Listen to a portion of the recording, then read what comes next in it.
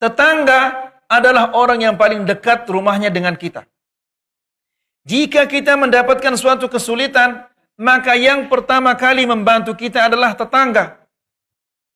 Maka tetangga itu adalah orang yang harus dimuliakan. Tetangga adalah orang yang harus dihormati.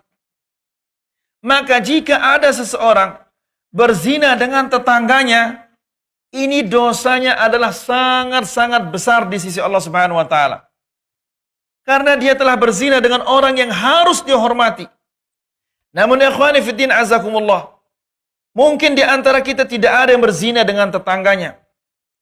Namun zina mata dengan tetangga ini sering terjadi. Ketika wanita-wanita tetangga kita keluar dari rumahnya, ya, kita pandang, kita lihat, ini adalah termasuk zina mata. Karena Nabi SAW mengatakan, wal ainu tazni wa zinaha an-nazar.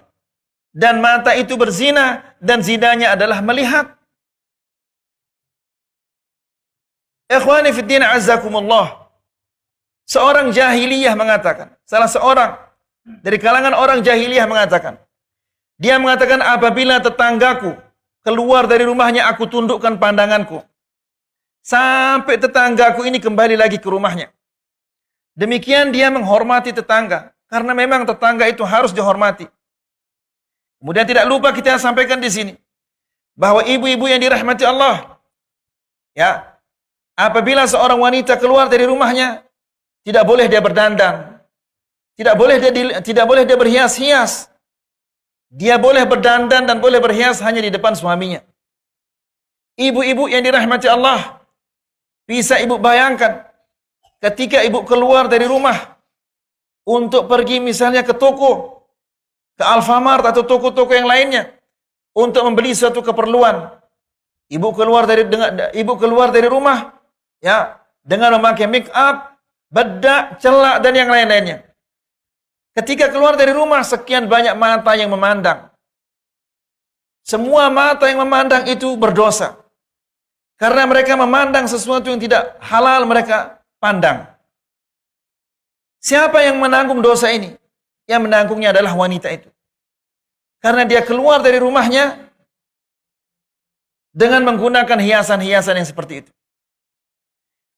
Sudah kita sampaikan bahwa Abu Hurairah radhiyallahu taala anhu suatu ketika berpapasan dengan seorang wanita dan aroma pakaiannya keluar, tercium aromanya. Maka Abu Hurairah mengatakan, "Ya amatal jabbar, wahai hamba Allah, engkau akan kemana?" Dia mengatakan, "Saya akan ke masjid." "Walahu tatayyabti?" Dan apakah karena untuk keluar ke masjid ini engkau pakai wangi-wangian? Dia mengatakan, "Iya."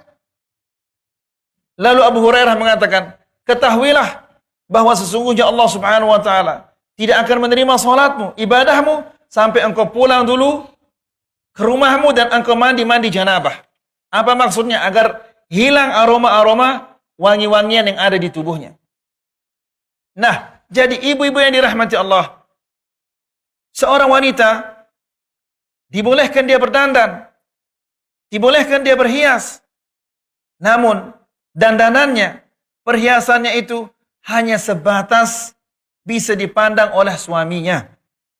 Rasulullah SAW ketika ditanya wanita yang baik itu, yang bagaimanakah yang dinamakan wanita yang baik itu ya Rasulullah? Rasulullah SAW mengatakan, "Allati tasurruhu idza nadhara ilaiha."